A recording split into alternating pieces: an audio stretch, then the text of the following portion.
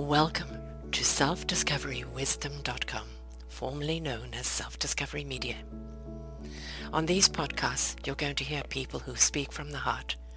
They've taken the journey in life. Many things have happened to them, but they've changed it to happening for them. And in their strength, their courage, they've discovered their abilities and their wisdom, and they are now sharing it here with you. Do enjoy each show. We bring it to you with love and knowing that it's going to help you on your journey of life. Good morning, good afternoon, and good evening, everybody. Welcome back to another edition of Nature of Addictions right here on selfdiscoverywisdom.com. I'm your host, Sarah Troy. My guest, Ian Fee. We're going to be talking about his wild ride to sobriety, from a drunken oblivion to profound clarity. I think everybody looks for clarity along the way, and somehow or other we kind of do become addicted to many things on that journey of self-discovery. And he said his life was, he was the life of the party when he was drunk, and he's still the life of the party today, but just sober.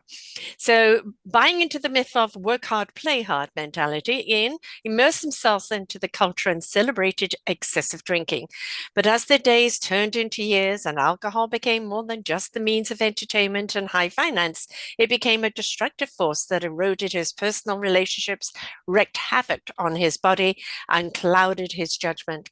In the wild ride to sobriety, Fee tells a remarkable tale of a man who found the courage and determination to face the skeletons in the closet and achieve healing and personal growth. From therapy and self-reflection to embracing vulnerability, excuse me, and restoration, he made a conscious choice to benefit from the gift of sobriety without sacrificing the enjoyment of life. Well, there you have it. He was born in Canada, born in New Westminster here in British Columbia, but moved to Bellingham when he was just 12. So he's, I don't know if he's got dual citizenship right now, I'm not sure, but often gets over here to Canada. So the wild ride to sobriety, you know, I'm a 70s chick, so I was born in the 50s, so the 70s was the wild ride life, and alcohol and cigarettes and that part of life was just a part of life. We didn't talk about alcoholism. We didn't talk about that. It was just like people did it and had been doing it for God knows how long. And then I think kind of it started hitting people that there might be something wrong, right? When they either turned aggressive or they didn't turn up for work in time or had wrapped their car around a tree, you know, all of these type of things, kind of like, maybe there's something wrong with excessive drinking. When did it hit you over the head, Ian, that I call that the cosmic 2x4. You get the nudge, nudge, wink, wink, and then the 2x4. When did it hit you and say, I need to change? I think the red flags were there for many, many years, of just comments of like, we'd be at a function and again, as the life of the party and be like, let's have another round of beers, but we got to go suit up and get ready for a function. I'll be like, hey, we got 15 minutes. It's fine. We can do another shot, another round. It takes 2 minutes to change. And a couple buddies would be like, hey, you might kind of slow down, maybe get your game going a little earlier than 4 minutes before we have to dress up and suit up and be ready for, clients and entertainment. So I think all these red flags were going off and I just kind of ignored them. And in 2017, got nudged, encouraged to go to rehab. And that would probably be my 2x4. And the third day in rehab kind of was a big epiphany for me of like, I was going in there for all the wrong reasons. I was going in there to save my marriage. I was going in there to be a better dad for my kids. I was going in there to be a better business owner, a better friend. And on the third day, the good Lord touched me on the shoulder and says, hey, unless you're right, there ain't anything ever going to be right. So you need to look in the mirror and fix you and make you a priority, or else nothing will be right. So that was my big 2x4, was my third day in rehab in October 2017. A good wake-up call. And that's absolutely right. You could go for rehab, you could be clean, and you'll come out and you'll only repeat. And that's because you haven't addressed the problem. right? We do get caught up in the societal, just another drink, just another shot, right? That's an easy one, but then it becomes an excuse, or it becomes a crutch, or it becomes an escape, right? And that's when we need to kind of go, oh, this is more than just pleasure drinking. This has now become something I need. I need to be reliant on. And that's when the warning sign goes on there. What is it hiding? What is it suppressing? What are you running from? And kind of that having to face the demon, so to speak, can be scary, but every single one of us at some point in our life has to do so. For sure. It's a tough thing to manage and go through, and really look at yourself and forgive yourself Mm. for a lot, right? Yes. I use booze as I thought booze was my superpower. I was building my business because of booze. I was building, relationships because of alcohol. Everything was around alcohol. So I thought, I was an all-American. Man, I was Mhm. really, really good at I it. can hold my liquor. Yep, I was that guy. And you really have to, and it's years of work, of being mindful and just the life changes that you have to make to really realize I want to be a better person. And we're not here a long time, so you might as well make the best of it. And I just had this cloud, and I talk about it in my book of like, if I wouldn't have been drinking, it was like I was going through life in the fast lane with the emergency brake on. Yeah. And if, I had to forgive myself and all those regrets of like, well, what if I wasn't drinking 10 years ago when I was building my business? Would it have been 10x what I sold it for? Maybe. I know it would have been a lot better if I Mhm. wasn't so clouded and restricted, holding that brake on with booze. Yes. And that was a lot of forgiveness. I had to forgive myself for a lot of, hurtful things that I've said to people that I thought would be funny. Oh, yeah, the funny drunk. Yes. Yeah. Yep, and those, the text when you wake up in the morning, be like, oh my goodness, did I really send that? Or an email and Yes. be like, oh, heaven forbid, that's not gonna go over well. Yeah. Yeah. And then the So, backpedaling, oh no, a slip oh, of the fingers, yeah. and that's the biggest thing I don't miss is, I just don't have those regrets or that anxiety of what happened. And it's just so refreshing to have a clear head, a different mindset. My body loves it. I shedded a bunch of pounds and kind of used, you know, my new vice would be, health, wellness, and longevity is my Hmm. new kind of addiction. Right. And like as a drunk, which, when we get to that stage you will make every excuse in the book, All of them. right? And they all feel very valid and rational, and drunks can be extremely rational as to why they need another drink. Excuse me, folks, I have a frog in my throat today. And and it's like until it gets to a point in the mirror where you say, who the hell are you kidding? And even then you go, oh, I'm not listening to you, right? So it you never know where that 2x4 is going to come from. You were lucky that you got it kind of on the first round. And I've interviewed so many people that have had round after round of cosmic 2x4 before they finally got it. And it was easier to drink than to face, right? For sure. And I think, I had all these sticks hitting me through the years. I had all these signs, all these red flags, the little sticks were hitting me. And, Mm-hmm. finally the 2x4. And I was lucky enough that, drinking and driving, I'm fine. I'm okay. I'm close to home, or, Yeah. just so lucky and blessed that I didn't harm anybody, Yes. you know, myself, but more Mm-hmm. importantly, others. Very lucky and blessed of that, 20 some odd years, 30 years of booze. And like you said, Yeah. I grew up in the 70s where it's, Mm. you bounced around in the back of a car with no car seat, the windows are up, your Exactly. parents are smoking, there Yeah. may even be a bottle of a beer in the center console. And it Yeah. was just acceptable Life. in Yeah. society. And today, boy, that would be child abuse. Yes. Yes, exactly. And it probably was back then, but It probably was back then, but we just ignored it. but like you say, yes, you're lucky you didn't crash, you didn't hurt anyone physically, but you were hurting people around you emotionally Oh, for because sure. they knew you were drinking, and it was like, well, why can't you stop for me? And that's the trouble with addiction. It gets its claws in you, and it will come up with every excuse it can as to not to release. And because it becomes that crutch. And you think you're not hurting anyone because there's a film over your eyes of excuses, right? And your drunken rationality or any addiction rationality, which is no rational at all. And you don't realize you're hurting the people around you. So true. That just that emotional, I write in my book of like my kids had no clue what dad was going to walk through that door. Was Right. he happy dad? Was he sad dad? Was he had a good day dad? Did he have a bad day? Is there going to be a whole entourage of people behind him having a party again? Because that was Mm, very common, not just one day a week. That was 3 or 4 days a week. wow. Um, so yeah, the psychological impact you make in that circle around you is Mm, pretty, and we just get clouded by it because we do have that the fog or the break on of booze of like, well, I'm doing this to build a business to provide yeah. for you, so we can justify Yeah. all that stuff in our head, even though we're drastically impacting our closest people to us.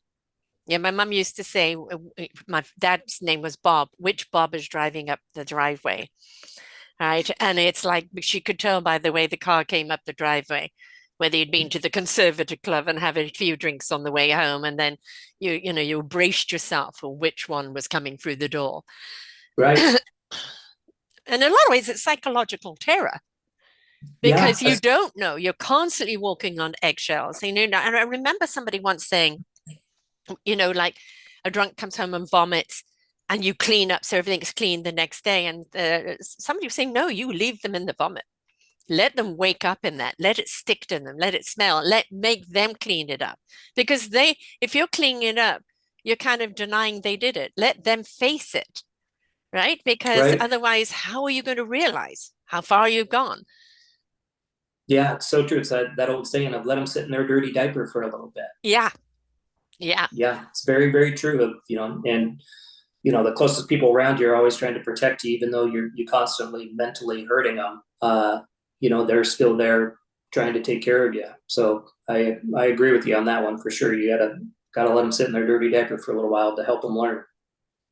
And yes, for some people, it's for anybody going through life. If people have had a trauma, if people have had, certain expectations, I call the societal expectation. If this is what makes a man, or this is what makes a woman, this is how you need to be. You've got to do it this way. You've got to do it that way. And nobody ever encourages a child to go, but how do you feel? What do you want? What feels right for you? Let's be the wind behind your wings. It's always about you've got to fit in, and you're only successful if you do that, and you're only ba ba ba ba ba ba ba. And we buy into that ba ba ba ba, and then trying to live up to those expectations, we completely lose ourselves. And this is when habitual habits step in, even in the habit of denying who we are and what we really want, and takes over. And it could be quite a nightmare. So whether it's alcohol, drugs, food, workaholic, relationships, that addictive nature is so prevalent in us that if we feed it, it grows. Yeah, and there's so much influence with today. The younger generation of the social media. It's like Mm, it's like yeah. you need to fit in this way. Yes. There's no more embrace your uniqueness, Yeah. embrace yourself. There's that big, huge gap that's, with these goofy phones and technology anymore. It just consumes you and like, this is the way you need to be. This is how you need to look. This is what you need to eat. This is how you need to, in marketing, TV and commercials, they do a fabulous job at it. Oh, they do. They know how to play into your vulnerability, your insecurity, and you're going to feel marvelous and secure and powerful if you do this. And like meh, sheeple, we go along and we buy into it and then wonder how I was still hungry. We Right. still feel lacking. And, and it's like we still feel empty of any self-worth. And it's like, but I took that, I did this, I did that. How come? And at some point, we do have to stop and go, okay, none of that is working for me. I need to find my courage, my strength, discover my abilities, and step into something meaningful to really actually feel what really the abundance and enrichment of life is. So true. And you just embrace your uniqueness, and it's okay to be unique. It's okay to be different, Mm. because everybody's so unique in their own selves, right? Yes. Go imagine if And we were all the same. What a bore. what a bore. Yeah. Yeah. That's what No. makes it so special is we're all so Yeah. unique. As far as concerned, last a box of chocolates, There's this beautiful word called flawsome. And every single one of us has a flaw, a quirk, something that's made us who we are.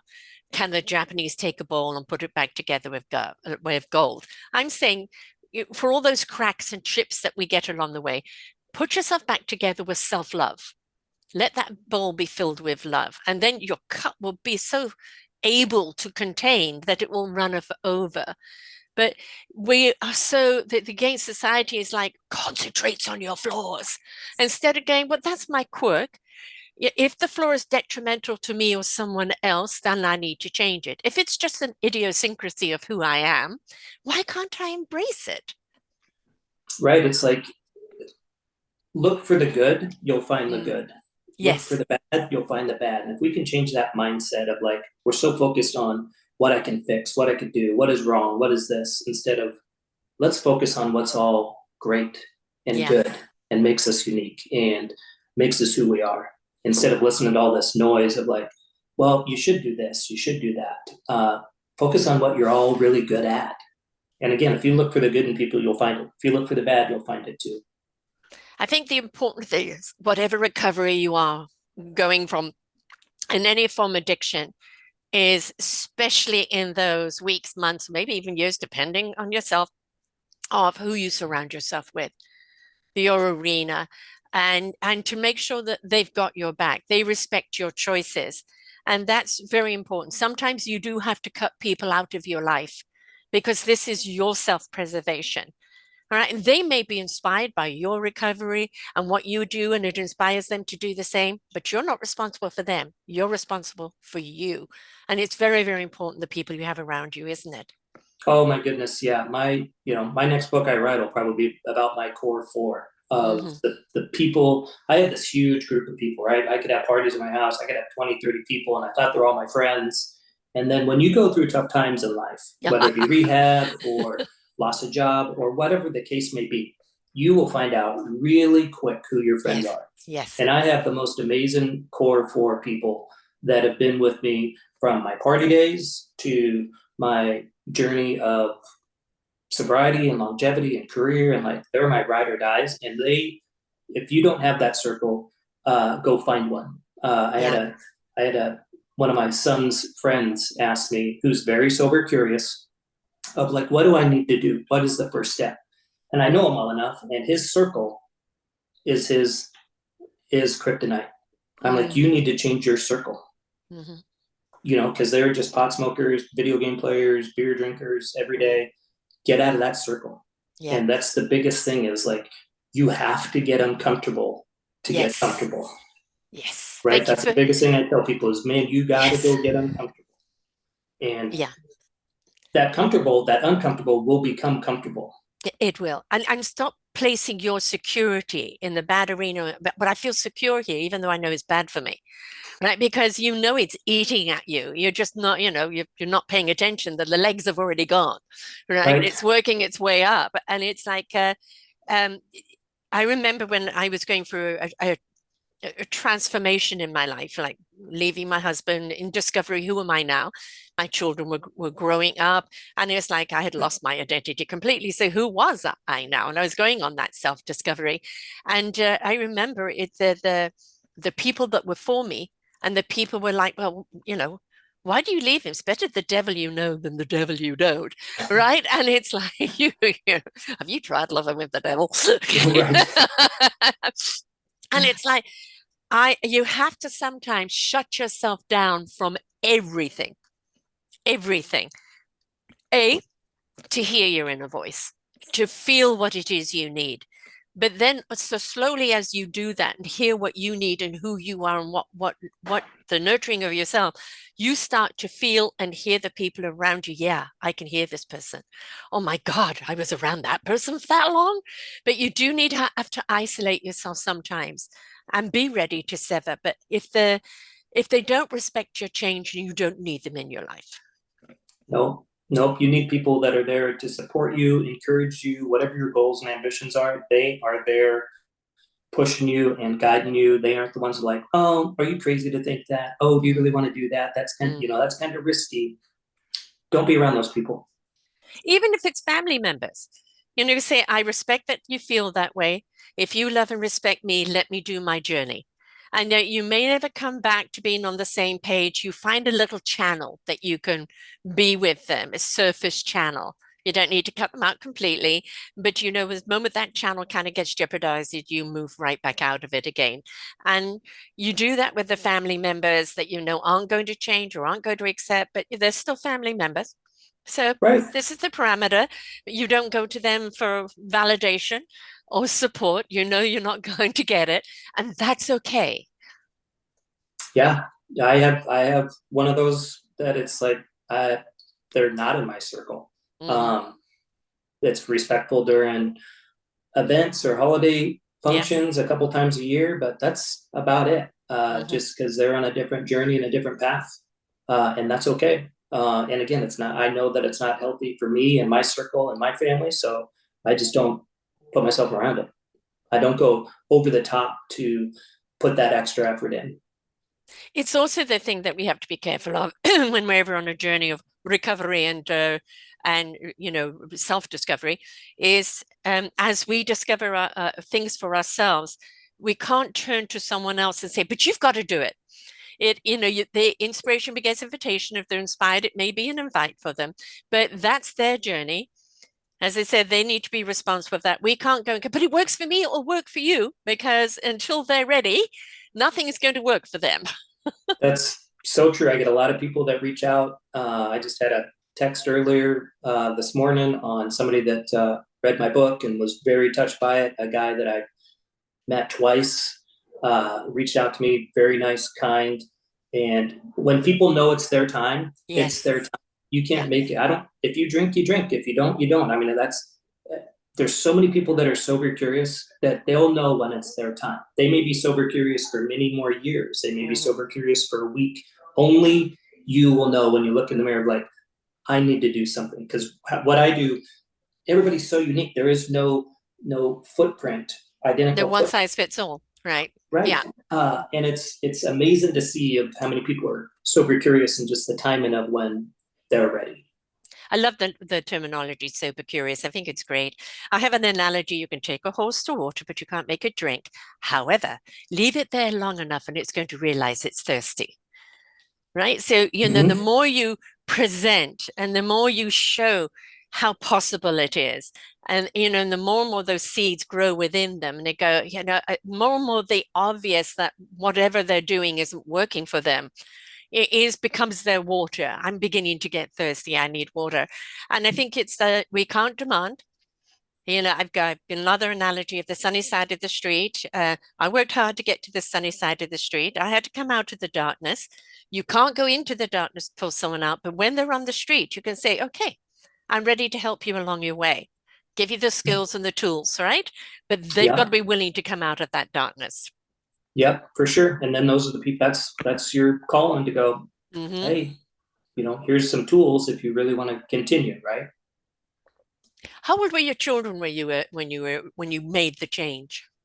So 7 years ago, 22, uh, 20, and 7. So, that age is extremely susceptible, monkey see, monkey do, right?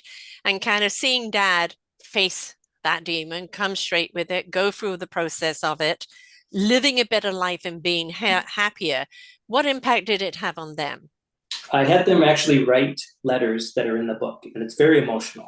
Mm, My son, because I was the party house, mm, it would be in high school. Let's have some more fireball. yeah. Let's have a party on a Tuesday night when they have practice and workouts and party at the house. And I was the dad to be like, oh, one more shot, or let's go sit in the hot tub and order pizza or whatever, right? And meanwhile, my middle daughter's texting like, hey, could you turn the music down? I'm trying to study. Yeah. So my son drinks today pretty mildly, Hmm. and my daughter does not drink today. Mm, And my 14-year-old, obviously, hopefully, we'll see what path she goes. right. But it's if I could tell any parent or anybody of any influence of somebody, kids and people catch more than they're taught. Yes. Mm-hmm. And my kids caught how easy and fun and drinking. I grew up with pretty much social alcoholic parents. Mm-hmm. We drank every day. Born and raised, my mom was born and raised in Ireland, my dad in Punny Saskatchewan. Mm-hmm. And just booze was an everyday occurrence. Mm-hmm. So I grew up that way. So I grew up drinking around booze. And same with my older kids. My fiance, she's never seen me drink. Right. So she hears all these funny stories, but she's never experienced those. She never will. Right. So again, those things are how influential you are of people just watch and catch those things. My kids caught how to drink for sure. So obviously your first wife and you obviously separated, and that was because of the drinking. Was it just, what are they, one straw on the camel too many, and that she couldn't do it anymore, or what was the case? Well, Sarah, I'm going on number 3. So I had That's a different form of addiction, darling. that's another episode. So my previous wife, I just wore it out.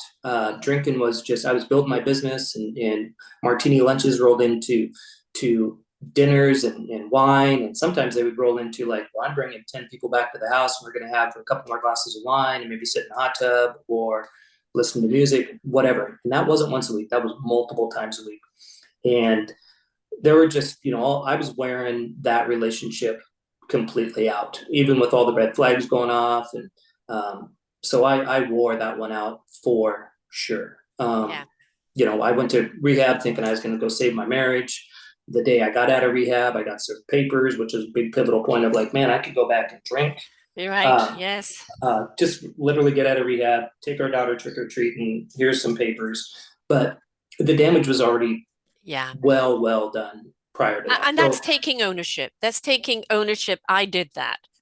Right. And you don't blame her, although, you wish you'd done it early and you could have saved it. But one has to respect when somebody says, sober or not, I'm done.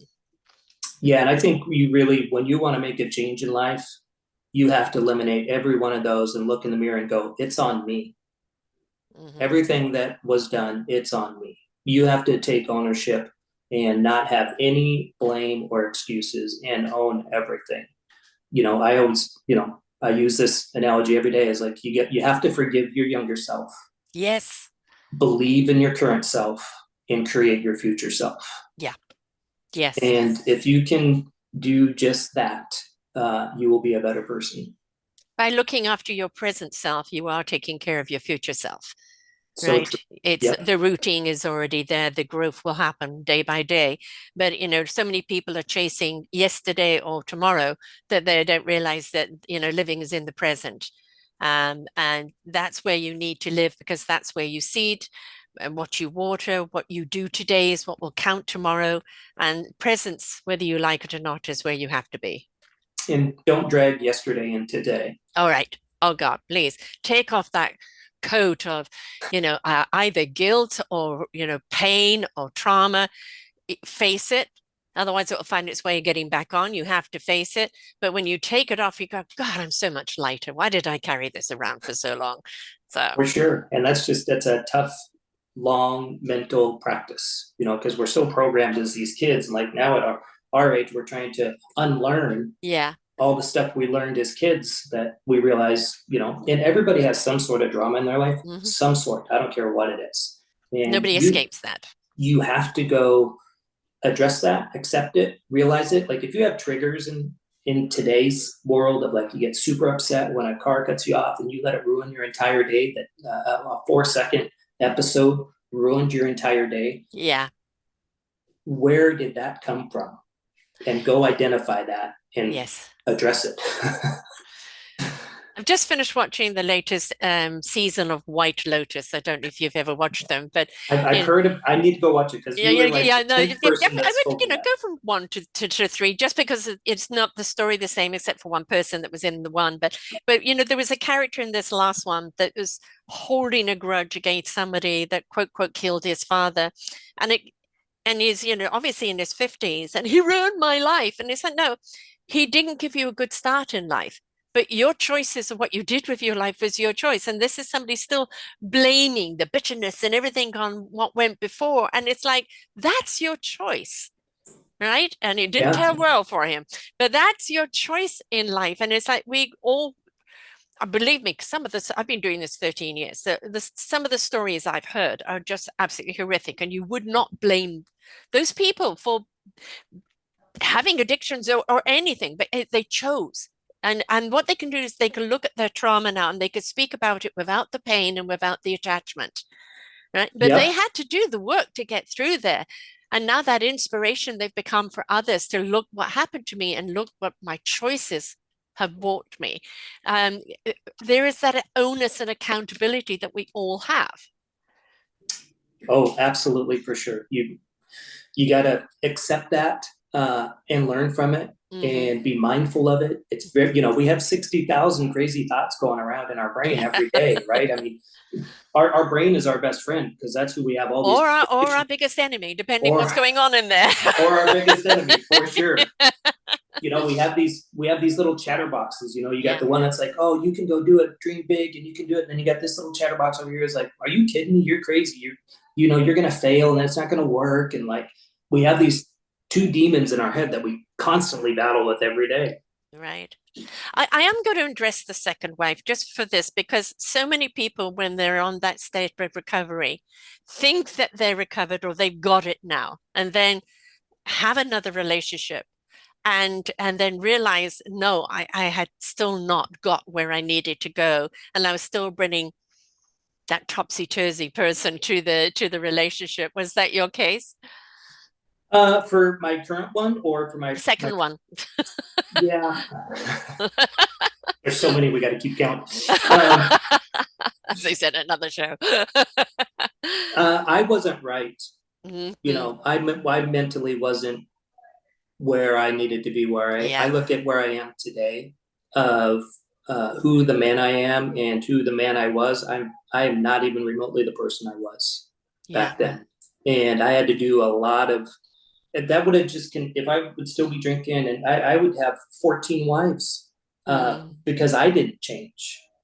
Right, my patterns were just very consistent in my drinking days. And while a self discovery of how mindful I am and mm, just how everything has changed for me. My relationship with my kids, I have a great relationship with her. We can go have coffee, we can sit and have dinners, we mm-hmm. have functions at the house together with kids. It's very, very amicable, but it takes a lot. And you Yes. have to look in the mirror and like, I'm the one. Mm-hmm. I am making the change. And it's whether there's change there or not change, I don't look at that as like I am a completely different person. Right. And I set the tone for my family now, to where I was letting booze set the tone for my family. Yeah.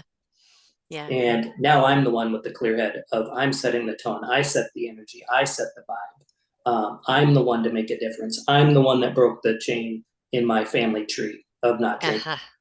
And my brothers are slowly seeing the change of like, they're very sober curious. My Yes. middle brother hasn't drank since we did my book launch. Mm.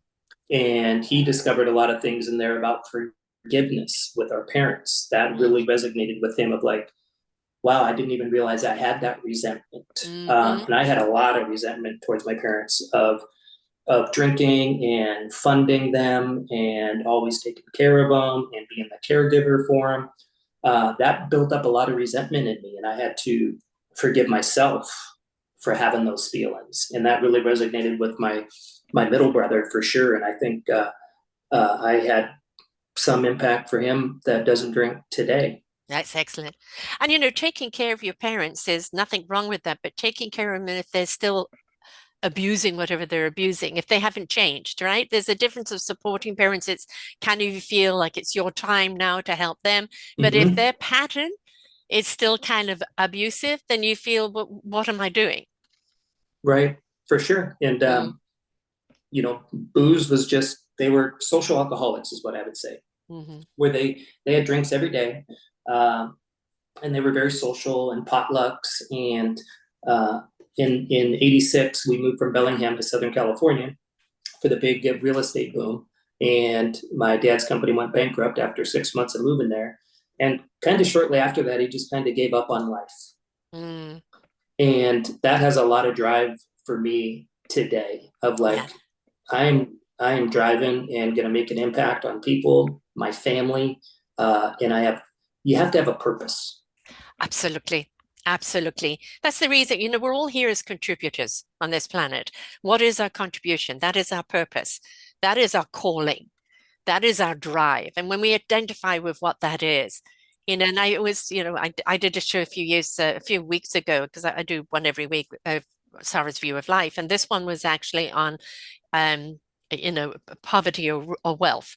And like so many people look at people who are poor and think that they're poor within themselves. And so many people that live, check to check, they've got family, they've got community, they're enriched and abundant from the inside out. And then you've got some very, very wealthy where they're so busy protecting their wealth, and then give them the universe, it's not going to be enough. They're now hooked up on the power, that's their drug, and they've lost all sense of compassion, identity, or any inside enrichment.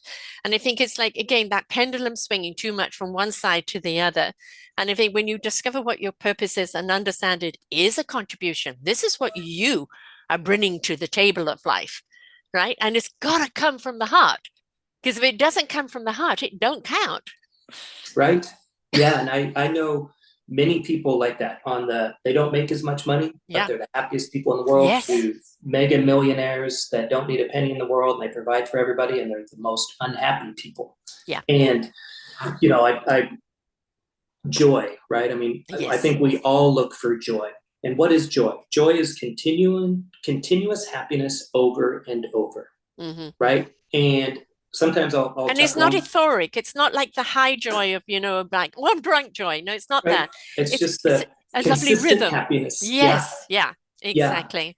And I remember going to school in San Diego, and if I had a full tank of gas, $20 in a six pack, I was the happiest kid in the world. And it'd be like, man, how do you have that joy over and over and over, right? You can make more money, you have more responsibilities, but really at the end of the day, whether you are mega wealthy or mega poor, when you are on your deathbed and you have a week left to live, what do you want? You Yeah. want to be around your closest circle and your family. And you would But give up all your money oh God, every would other you? week, right? You So can't take that with you. if you can, It's yeah. You know, my old man who died at 94 always would say, you never ever see a U-Haul behind a hearse. You no. can't you can't Yeah, take I anything like with that. you. It's a good one. Yes. No, Yeah, you don't. yeah, But and it's who's really enriched and abundant is by the people who care on their passing, yeah, right? My mum died at 95. There was really none of her friends left. Her last sister died just before she did. And it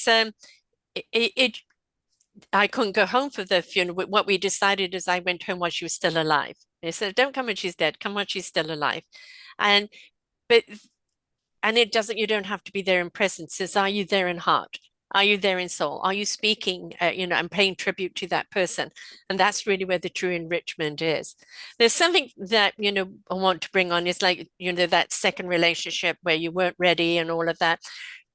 Again, when we think I've made this choice, I'm going to go on this path, and then you kind of get attached to people along the way. One of the important things that one has to do whenever you're redirecting in life from an addiction or from a trauma or a pain, you must give yourself time to go through the process. And the more that you're willing to immerse yourself in that process, the quicker you'll come out of it. But what happens along the way? Oh, I'm feeling much better. Everything's great. Now I can again. And that's, in a sense, is transferring the addiction, isn't it? Yeah, yeah, and like you, I was reading this article of a lady that had terminal cancer, and she did her celebration of life while she was alive, and I thought Mm, that was quite amazing. yes. To You can say what you want to say to somebody, Yeah. right? Even if they're gone, you can whatever your faith is. But what a way to hey, my time is coming to an end. I want to have my celebration of life, and I want to see your face, and I want to give you a hug, and I want to say these things to your face, which I thought was absolutely remarkable. Yeah. Obviously super emotional, Yes. and very unique, right? You don't Mm. hear that a lot. We see, when there's a funeral, everybody gets together and be like, well, why Mm. weren't you together prior to a funeral? Exactly. Exactly. Exactly. And you turn up for the funeral and the reading of the will, but where were you beforehand? Um, Right.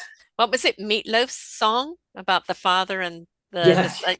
where are you now, Dad? And that Yeah. one, I lost my dad when I was 11 to a heart attack, and it was one that was always very emotional for me because I got denied that. Right. But there are people who make the choice not to. I don't know how many people I've spoken to. I never speak to my kids. What? No, my kids don't speak to me.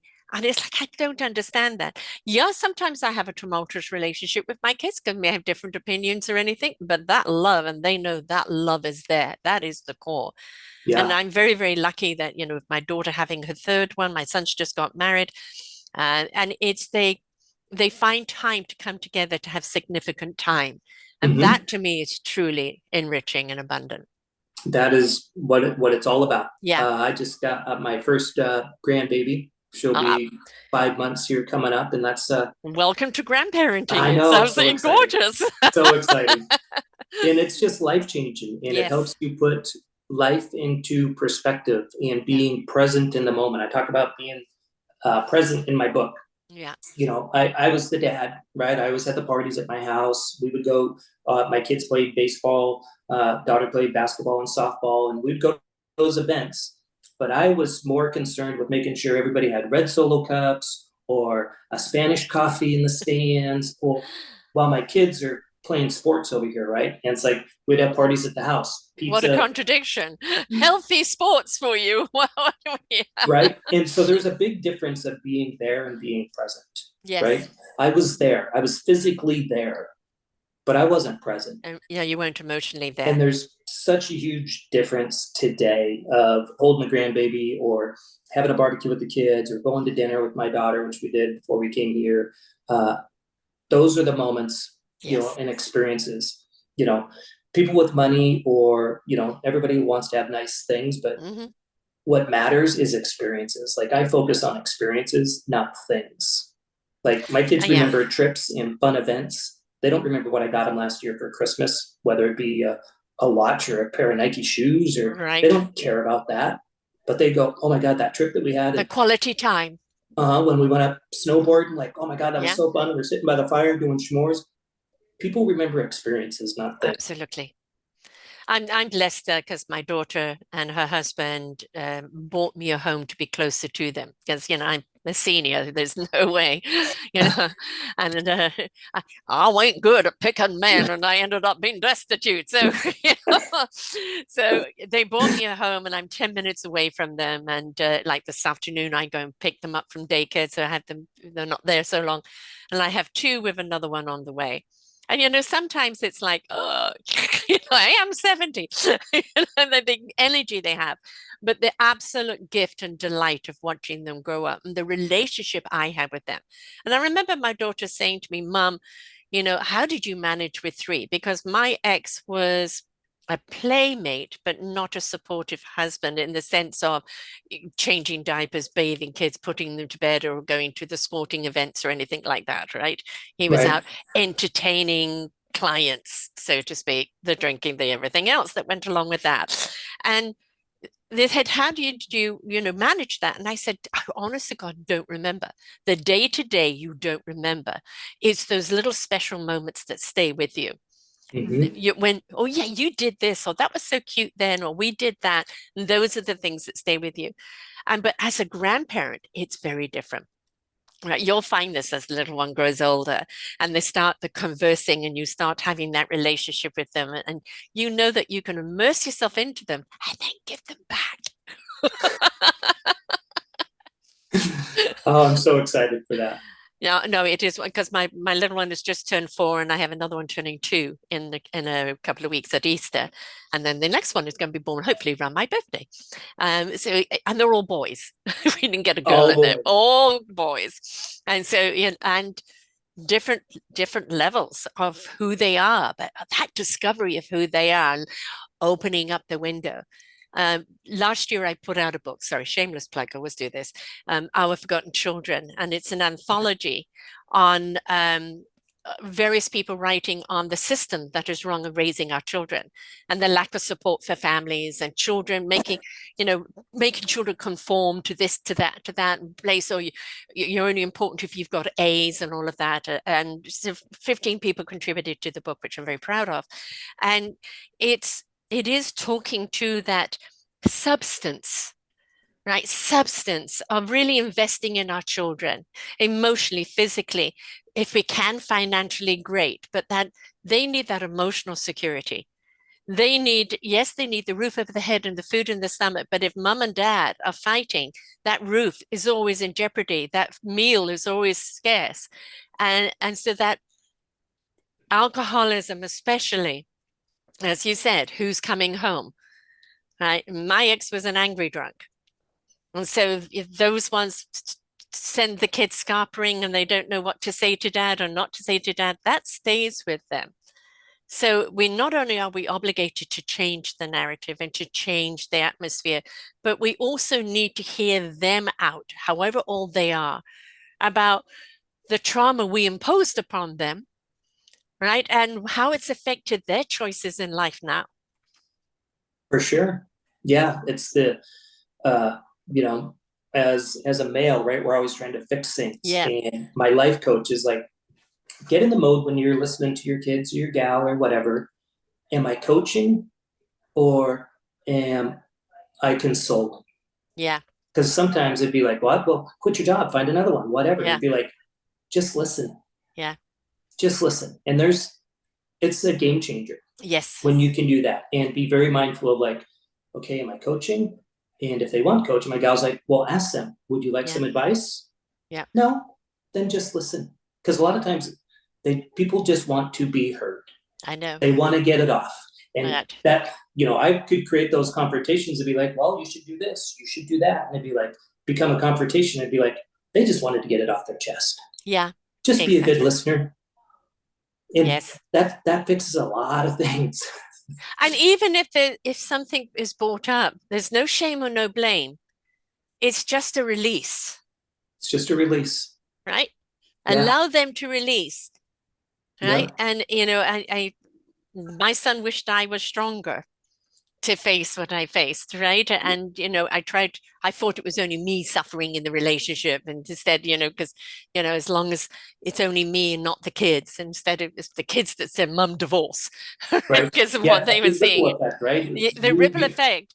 And you don't realize it. You think that I'm band-aiding, I'm covering everything up there, and you don't realize it. And so, I, in my own book, apologize to, especially my son for um, not being the kind of the apple pie mum that he kind of wanted or the secure home. But I didn't have the security, so I couldn't give the security. Right. Right. So that's why it's so important that we become secure within who we are and also realize we're always going to be vulnerable. We're still going to make mistakes. The difference is we know how to correct them, or apologize for them, or redirect them. We know how to take accountability for them. We don't Yeah. hide behind the drink, right? Right. And like you said, you be accountable for your actions, Yeah. right? And your responses. Yes. Own it. Yes. Because like Very, very important. we're learning until we're dying. I have a motto with my shows: listen, learn, and apply. There's always something you listen to that you've learned. Now, if you apply it to your life, it's going to help you redirect, pivot an inch, whatever the case is. There's always something. And I think that's that accountability. Be prepared to listen. Be prepared to listen to the lesson and be prepared to take something that you can go, well, you know what? I like that approach, or I like this approach. How could I apply it to my life? Mm-hmm. Yeah, and take those little nuggets that you learn from everybody and just Mm. keep stacking them, right? Yes, yes. Keep So, stacking little baby habits.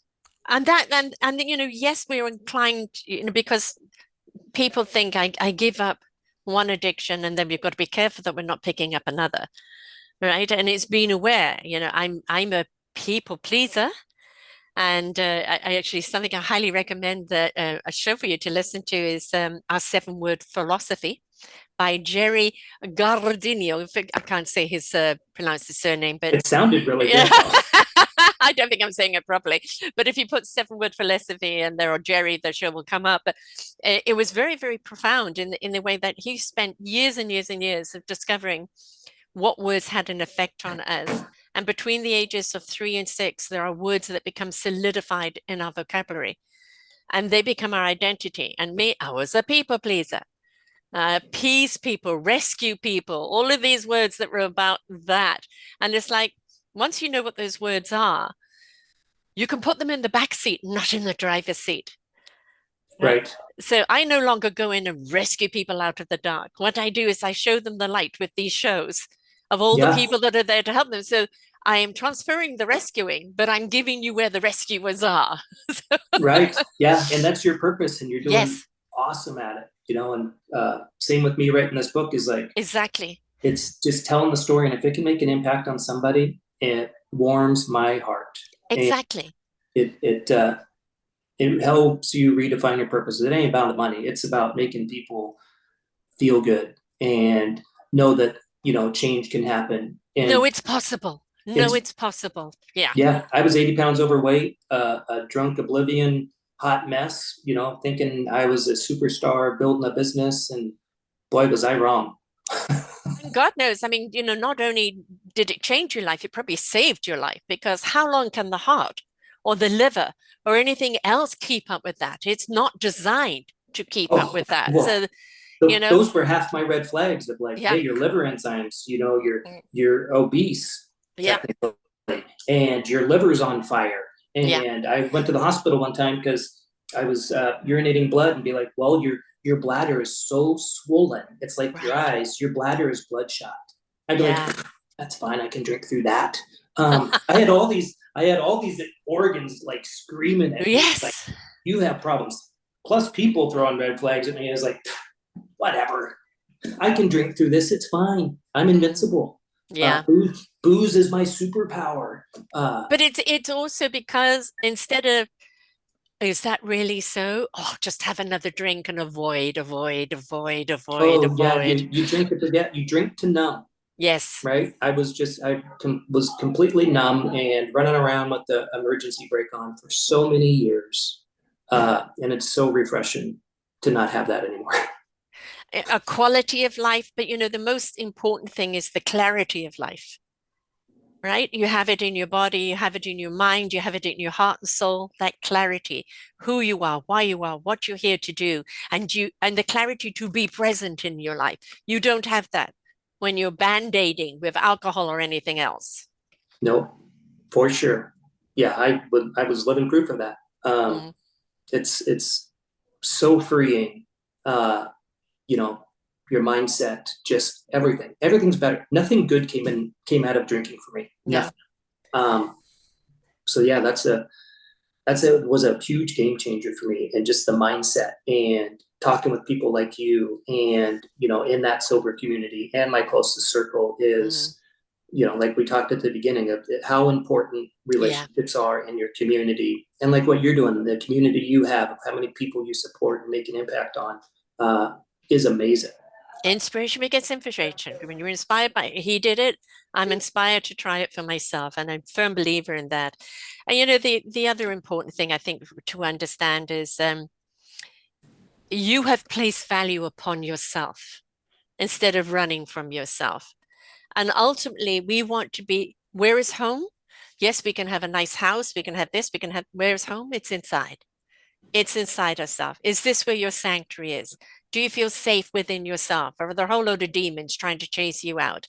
And, once you get to be at home with yourself, I am what I am, as Popeye says, right? Then you know that you're in a safe place. That vulnerability of being yourself is also a gift to give to others, which is Yeah, so very, very important. And, we just like these shows, people say, who listen to these shows? And I go, those are the need to listen. They will hear. It's the same with your book, right? We can promote your book. We can invite people to look at the book, but only when they're ready to open it. for sure. Yeah, And thousand. but when they are, right, that journey that you took, what it cost you, it then becomes relatability. Oh my Right. God, this is what it's costing me. Oh my God, I didn't know I was doing that. Because what does alcohol do? It blocks everything. Now that clarity is beginning to seep in. Yep. Yeah, it just numbs everything. It numbs what you need to address, and some people never, unfortunately, Uh-huh. never address it.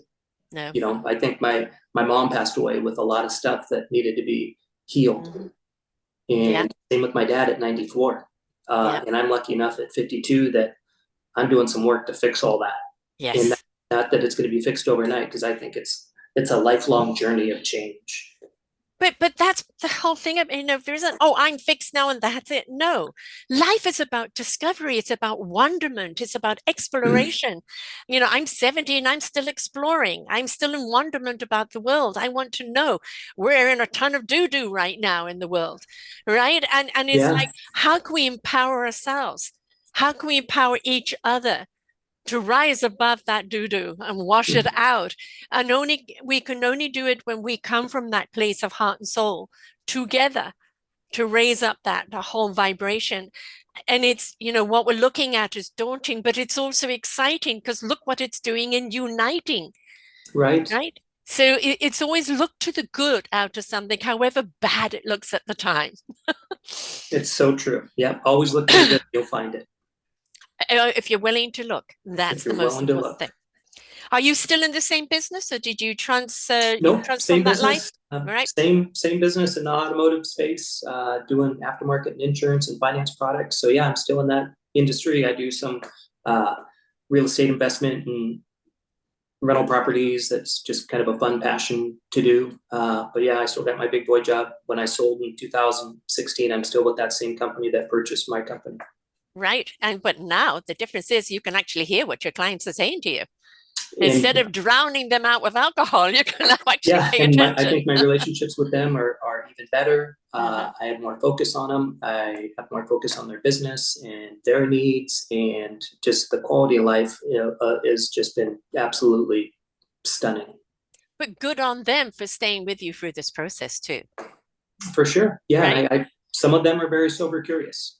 Some of Good. them we would be nightclubs, strip clubs till 2 in the morning, Right. and they've seen me because they've seen me in those days. And Yes. I think I inspire them silently by what they see today.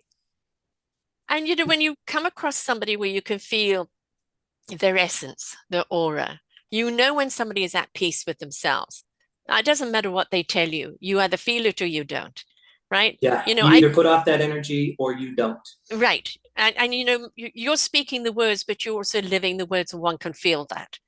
There's Right. many people I've listened to that they're saying all the right things, but I know they're not connected to that yet. Right. Yeah. So it's, you are being it. And that's the thing, as human beings, it's the being. It's not the doing, it's the being. Right. Right. And it's when we become the beautiful beings we are, we do better. Yeah. Yeah. It's so true that, that energy breeds energy. Yes. When you And feel the it, you right can, energy.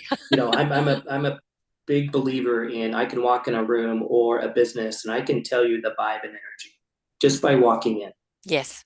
And it's pretty amazing to, I think I got that quality. I can walk in, I can change the energy of a room just with my personality and my Mm. vibe and what I'm flowing into that room. And people know that. Yeah. Uh, but you can feel it in businesses. You can feel it in restaurants. You can feel it Oh my wherever God. you go. You can feel that. Yeah.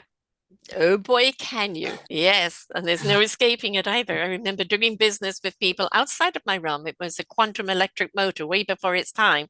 And Hmm. meeting people that were, investors and business people, and they would talk this and they were struck that. And then suddenly in the middle of the look at me, you see me, don't you? In Hmm. other words, I see the BS. Right. The posturing and the words are saying one thing, but inside is a terrified little boy. Right. Right? So true. And it's like, you don't want to be that terrified little boy. You want to be that confident person that truly stands by the words and the actions. Yeah, for sure. Thousand. That's again the abundance, right? So definitely. Well, I'm glad the company stood by you, but you stood by yourself. And that's the most important thing. Again, I've interviewed people that are, put out a book, have done this and the rah rah, and that yes, okay, they've got to that stage, but they're not quite there yet. Right. And Hmm. is this just another sugar high for them in what Right. they're doing, or are they really connected to what they're doing? And you can just feel that disconnect. With you, I don't feel any disconnect. I feel I appreciate that, and a vice complete versa. connection to what you're doing. So, and who you're being. That's the most important thing. So, my dear, how do people get hold of the book? How do they reach you? If people want to meet you to have a conversation or whatever, what's the process? The book is on Amazon. It's under my name, Ian Fee, also under Wild Ride to Sobriety. So you can get the book on Amazon. All my contact info is in the last page, which is my email, which is ianwfee@hotmail.com. I'm Ian Fee on Instagram and LinkedIn and TikTok and Facebook. So if you just found my name or Wild Ride to Sobriety, you'll see my cell phone number. You'll see all that contact info and anything I could do to help support or guide. I would love to go on that journey with you for sure. Right. So it's, Make It Great on Facebook, Ian Fee on LinkedIn. What is this Make It Great.me? MakeItGreat.me was created when I was in rehab, actually, for speaking engagements. And I never really did anything with it for my kids. We did a couple speaking events at high schools and different events, but it's just kind of a dormant thing. I think I'll kind of refire that up as, getting a lot of traction with the book, and some people actually want me to come speak at some of their events. So I probably need to Good. refocus And on the it. important thing of where we're at in this state, time and space in life. There are so many people that are anxious. We know that the anxiety and the fear of the unknown will drive people in a direction that they don't want to go. So having somebody that's been there and that is level now, and speaking, not just to addiction, but to choice of who you are being and embracing that today. That's where your strength is. That's where you'll weather the storm. I think is very, very important for people to know because it's not just about alcoholism. It's about becoming who you are and honoring yourself in that journey. A lot of self-discovery, Mm. and there's so many tools and resources and podcasts and books, and it's all kind of just whatever resonates with you and helps you. Something will latch on to you. The good Yes. Lord will touch you and be like, you need to read this book, you need to listen to this podcast. And there's so much information out there, and it's just one of those will resonate with somebody. I would say the biggest leap you take is the first step, right? That's the first and biggest, for Right. sure. And Yep. when you take that first step, you realize, it's okay. I can take another step. Nobody's asking you to jump right in it and get going, right? It is like if you need to do one toe at a time, that's okay. It Mm-hmm. is the choice that I know I need to move forward into change, right? That's And half the battle. half the battle. Half the That battle. choice coming out of the dark, stepping into the street, that's the most important thing. So 1000%. so thank you, A, for writing the book and being willing to take the journey. I know that for an awful lot of people, especially men, talking about this is like they're wanting to hide it. Oh, I was never like that. And you're owning it. And you're speaking to its detriment and you're speaking to the value of the journey now. And it's very, very important for everybody out there because whether it's alcohol addiction or drug addiction or addiction to fear or anxiety or anything else, it's the same type of thing. And it's recognizing you have that addiction and recognizing that you need to change it. And again, inspiration begins invitation. So you are an inspiration. So hopefully it invites people to want to reach out, have a talk, or book you for a talk. because as I said, we're in a bunch of doo-doo right now. We need a lot of common sense out there. We do. We need some good positive energy and We good do. vibes. And Yeah, good vibrations. yep, Absolutely. yep, yep. Thank you so much. And Ian Fee by the folks as IANFEE. So don't add anything to it. So makeitgreat.me and then LinkedIn Ian Fee, IANFEE. And please do reach out to him because I know you've got somebody that you want to gift the book to, but maybe give it to yourself first. Whether you've got alcoholism or whether you're addicted to stress or whatever the case is, it's paying attention to the signs and how you can empower yourself along the way. So thank you so much, Ian. This has been great. I can't thank you enough, and keep doing up the amazing work you're doing. Oh, right back at you, darling. Right back at you. So until next time, folks, there is always hope. There is always a way out. There's always a different direction. You are meant to be you, the inside core of who you are, the abundant you. Please be willing to step into you because you're needed. Until next time, bye for now. We hope that you enjoyed the show. There are so many more for you here on selfdiscoverywisdom.com. Just go to the podcast tag at the top there and you will see all the many genres and all 3,000 shows ready for your listening. We are here to serve you, to help you on your journey of life, and we know that through inspiration it begets invitation. We are supported by you, the listeners, and those that we interview. Anything that you can spare us in donation would be greatly accepted, and we do hope that you enjoy the next show.